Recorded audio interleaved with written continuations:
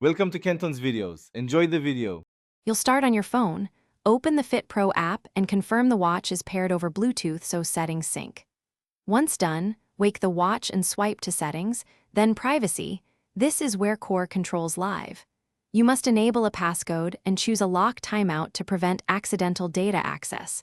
This protects health metrics and notifications. Make sure to use a 4-digit code or stronger if available, because the watch often stores sensitive activity and location data that you'll want secured.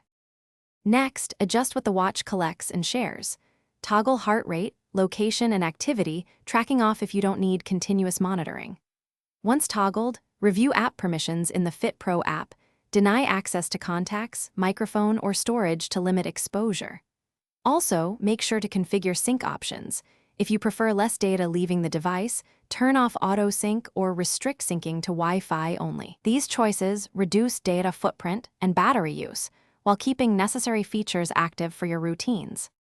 Finally, confirm every change in the FitPro app and perform a manual sync so the watch adopts new privacy settings immediately. Once done, check for firmware updates and enable the secure update channel to receive patched privacy fixes.